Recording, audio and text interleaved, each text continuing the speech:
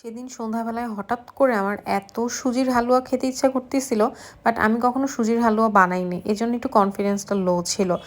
পরে ভাবলাম যে বানাই ফেলি, সব জিনিসেরই তো প্রথম হবে ইনশাল্লাহ। আসসালামু আলাইকুম, সবাইকে নতুন একটি ভিডিওতে ওয়েলকাম করছি। তো সুজির হালুয়া রেডি করার জন্য প্রথমে আগে দেখলাম হচ্ছে সুজিটাকে ভেজে নিতে হবে। আমি ইউটিউবে অনেকগুলো রেসিপি দেখে নিছি। তো এর মধ্যে হচ্ছে শেজাস মম যে জান্নাত বৃষ্টি আপুর রেসিপিটা ভালোই লাগছিল অনেক। তো ওখানে দেখলাম সুজিটাকে সুন্দর মতো আগে ভেজে নিছে, আমিও সুন্দর করে ভেজে নিলাম। সুজিটা হচ্ছে ভাজার সময় যখন সুন্দর ফ্লেভার বের হয় তখনই সুজি ভাজাটা হয়ে যায়। তো আমি সুন্দর করে সুজি ভাজার পর নামায় নিলাম। এখন জাস্ট একটু নেড়ে ঠান্ডা করে নিয়ে এর মধ্যে আমি 1 গ্লাস দুধ দিয়ে দিব। এখানে আমি সুজি নিয়েছিলাম 1/2 কাপ পরিমাণ, সেখানে আমি মোটামুটি 2.5 কাপের মতো দুধ দিয়ে সুজিটাকে একটু মিক্স করে রাখতেছি। তো এভাবে মিক্স করে রাখবো, একটু ভালো করে নেড়ে চেড়ে রাখবো যাতে নিচে হচ্ছে কোনো দলা পেকে না যায়, এর জন্য ভালো করে নাড়া আর কি। এটাকে মোটামুটি রেখে দিব 15-20 মিনিটের মতো। এপাশে আমি একটু সয়াবিন তেলের মধ্যে একটু বাদাম আর কাজু বাদামকে হালকা করে ভেজে নিচ্ছিলাম, খুব সুন্দর ফ্লেভার বের হয়। কিন্তু আপনি এখানে ঘি বলেন বাটার বলেন যে কোনোটা ইউজ করতে পারেন, আমরা তেলের মধ্যেই দিলাম, কারণ আমাদের বাসায় ঘিটা অনেক বেশি কেউ খুব পছন্দ করে না আর কি। এরপর আমি এখানে পরিমাণ মতো চিনি দিয়ে দিলাম, মিষ্টি যে যার মতো করে নেবেন। চিনিটাকে জাস্ট একটু হচ্ছে নেড়ে চেড়ে একটু ভেজে নিব, একটু আমি চাচ্ছি হচ্ছে ক্যারামেল করে দেন হচ্ছে সুজিটাকে দেওয়ার জন্য আর কি।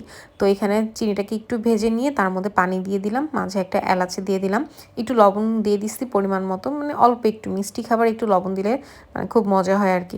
এরপর যখন পানিটা একটু শুকিয়ে আসবে, কালারটা একটু চেঞ্জ হয়ে আসবে, তখন এর মধ্যে আমি আগে থেকে দুধে ভিজিয়ে রাখা সুজিটা অ্যাড করে দিলাম। এখন জাস্ট নাড়তে হবে। সুজি রান্না করার নিয়মই যে কোনো হালুয়া, নট অনলি সুজি, যে কোনো হালুয়া রান্নার নিয়মই হচ্ছে এটা, সারাক্ষণ নাড়তে হবে, নেড়ে নেড়েই হালুয়াটা প্রসেস করতে হয়।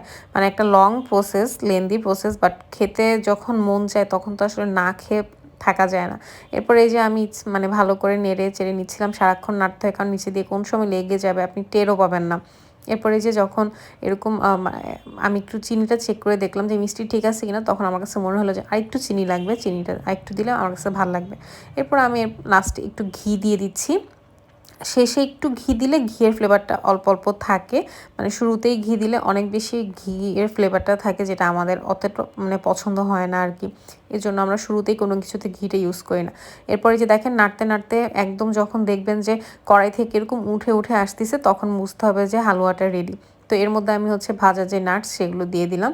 এরপরে যে একদম যখন কড়াই থেকে এরকম যে যে স্প্যাচুলা দিয়ে নাড়তেছি, স্প্যাচুলা তো না, এটা হচ্ছে খুন্তি বলি আর কি আমরা, কাঠের খুন্তি। এটা হচ্ছে যখন লেগে লেগে আসতেছিল এটার সাথে, তখনই বুঝলাম হালুয়াটা রেডি হয়ে গেছে। এরপর একদম গরম গরমই আমি যেই বলে সেট করব সেটার মধ্যে হচ্ছে রেডি করে নিচ্ছিলাম। বাট আনফর্চুনেটলি এটা কাটার পরে যে ক্লিপটা, সেটা আমার ফোন থেকে ডিলিট হয়ে গেছে, যার কারণে আমি আপনাদের সাথে কাটার পর ক্লিপটা শেয়ার করতে পারিনি। একটু উপরে নাটস দিয়ে দিলাম, এখন একটু গরম থাকা অবস্থায় কেটে নিব।